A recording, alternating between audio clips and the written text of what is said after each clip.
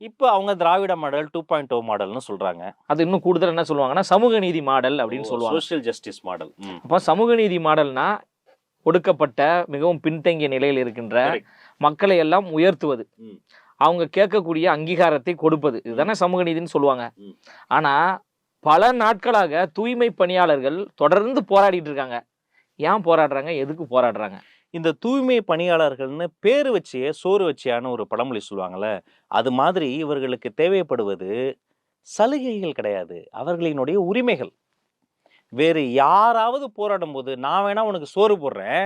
ஆனா நீ கேட்கிற சம்பளத்தையோ, நீ கேட்கிற உன்னுடைய உரிமைய தரமாட்டேன்னு சொல்வீங்களா? அப்ப இதுவே சோசியல் ஜஸ்டிஸ் மட்டும் கிடையாது. இது ஹியூமன் ரைட்ஸே இல்லாத விஷயம்.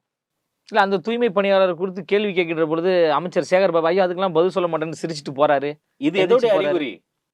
இது பிளாஸ்டிக் சேர் போடுறதனுடைய இன்னொரு வெளிப்பாடு தான். போராட்டத்துல ஈடுபடுற தோழர்கள நேர்ல போய் நான் பார்த்தேன். 10 நாள் உண்ணாவிரதம் முடிகிற போது நாங்க போய் பார்த்தப்ப பதறிச்சு. ஆமா. அந்த இதெல்லாம் நாங்க பார்த்தோம். அப்ப ஏதோ ஒரு கடிதம்லாம் உங்ககிட்ட குடுத்தாங்களாண்ணே? ஆமாங்க. கண்ணெல்லாம் அப்படியே உள்ள சொருகி, அந்த அம்மாவ பார்க்கும்போது எனக்கு வந்து ரொம்ப ஒரு மாரி மனசு உடைஞ்சு போச்சு. அப்ப கூட என்ன தெரியுமா? ஒரு ஓரமா என்ன தெரியுமா நெனச்சேன். சரி 10 நாள் ஆயிப்போச்சு.